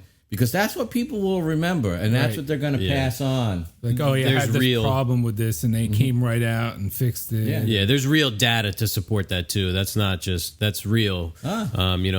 The way you handle any potential sort of issue is much more. I wouldn't say much more important, but it has a much bigger impact on a client than just like the job went completely smoothly, everything was fine. It's actually a plus when you can handle these things. And that's part of our ethical, DNA anyway. This is how we're put together here. Yeah. We don't leave people hanging in the wind. If something went wrong, we're there because it's just who we are individually and as a company. Right. So, it's a couple of different levels there. There's the, what's the feedback immediately? You've poured your heart and soul into something, and everybody's going to be a little bit different. We've had a couple of clients that have been very effusive, and that's great. And some not as much, but it doesn't mean they don't, really enjoy it. Yeah. And what if something happens? Well, we touched on that. It could, even with your best work, your best intentions, and your reputation is built with every aspect of what you do. Before the job, during the job, and after the job. I agree. Mm-hmm. Yeah, so I hope that helped you out. yeah, it's a Eric. great question. Yep. Yeah, go above and beyond if something happens, and you'll be okay. Yeah, you definitely pay dividends, and you'll feel good about it. Oh, yeah. Well, that ends all our questions then. Yeah. Unless there's anybody else has no more questions. It's getting too late. No. So let's go on to our last few topics. Thoughts on the beer of the week? It's a good timing because I got just a little bit left. Yeah. And here it goes. I'm empty. Yeah. I'm not. I liked it. I don't think I've had this one. I've had several beers from Kane. Yeah, nice American pale ale. Yeah. I liked it a lot, actually. Probably, if this is a pale ale, more than the others that would fit into that category, this would probably be my favorite. Yeah, it's not your typical style you like. No, yeah. Yeah. I like the can. Yeah, it's good looking. Yeah, look, I thought it was a cherry Coke when I first. Yeah. Yeah, that's all I'm going to say about it. Looks very fall or Again, wintertime. I've stated this before. It's probably too bitter for Yeah, it's a little too bitter for me. Yeah, I'm not I into love that. I'm not part of into it. that. No, me too. I was looking for one that just said completely 100% bitter beer. Couldn't find it. Stone Ruination is a good one. I did see Molson Triple X. I was like, I'm not going to do that. That's bad. Yeah. No, but it's a good. You know what? I drink it. Yeah. It's refreshing, but it's not something I'll go back to. I thought it was really flavorful. Yeah. It's cool. Especially at the beginning with that frostiness attached to it. Yes, that cold beer You is. got to drink it cold. Yeah. Yeah, but I love the can. Yeah. Good. Glad you like the can. Good stuff. Bravo, Kane. It's like a 3.5 thumbs up for the sneak box.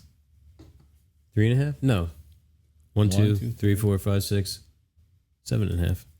Yeah, again, Schmitz, Rangel, Schaefer. So don't take it personally, Kane Brewers. Rich is a hard customer. Hard sell. That's the problem I have with going to these microbreweries. I can't find something that I like to drink. Maybe I should have got the higher alcohol content and Yeah. given him 2. And Then he would've been wouldn't care. "Sweet."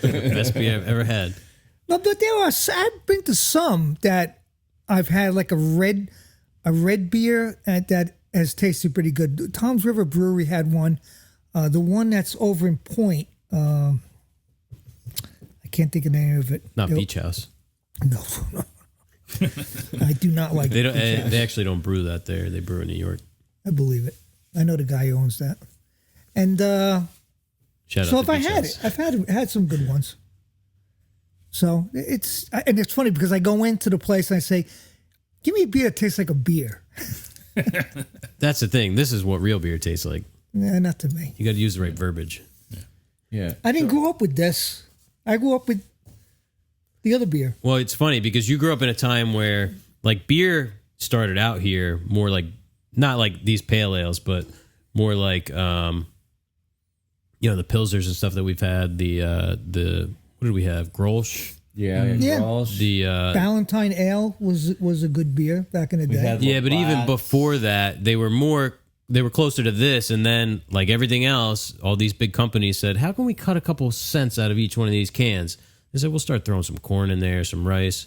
So you had this whole generation where the beer got like made as cheaply as possible, and now it's starting to come back to be, one of these artisan craft kind of You things. say a cheap date? No, well, you didn't know any better. That's just what you grew up with. True.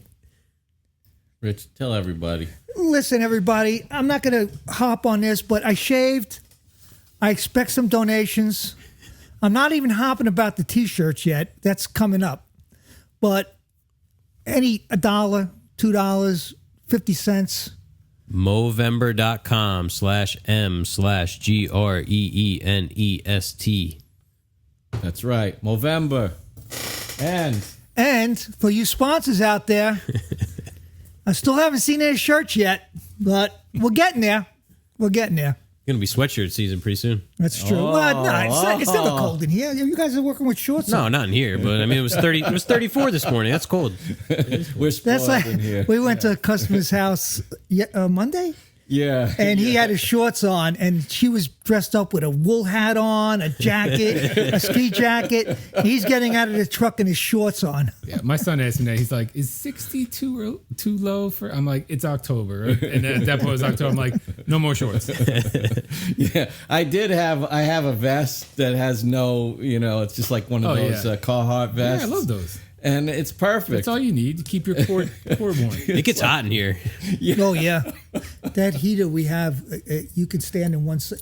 Probably if you're sitting right here, you get real hot. Yeah, and it's that radiant heat, so like you really feel it. Yeah. So let's finish up. What do you got, Jeff? Closing remarks, close Jeffrey. with Oh yeah, well I just want to say I'm going to put a link to the tool of the week in the description. So it'll be on YouTube and on the podcast, and I've been putting them all on the website. So you can go to the website, you can find all the ones that I can get on there. I put a link. Check out Keith's work at 2 Bits. Yeah. Yes. What's the exact website? 2bitwoodworks.com. All right, that's easy enough. Yeah, YouTube, Instagram, check it out. Does John Peters have shirts? Yeah, It does. Yeah, I don't know. What? I have shirts. I just don't have them. I have like you pay for one and then you get it. yeah, through YouTube, I don't have. right? Yeah. Yeah, that's what We've heard about those. Teespring or something. Yeah. Gotcha. John's got the same thing, yeah. Oh, Yeah. All right, so everybody be safe out there. Follow us all. Comment. Send us your questions. Tell us how you're doing out there. We want you all to be well. And come back next week. exactly. You have any questions for us? Feel free to contact us. We're not going to bite your head off. No, Yep. It's probably going to be me you're talking to. that's it. It'll be Jeff. Rich and I don't go near that stuff during the week. I forgot what I was talking about. You want either of their phone numbers? Just let me know. I never pick up the phone either, so sorry. Personal email addresses, I'll dole them out. You're going to have to write Good night, me a everybody. letter. Ciao. Bye. Thank you. All right. I got to pee so bad right now.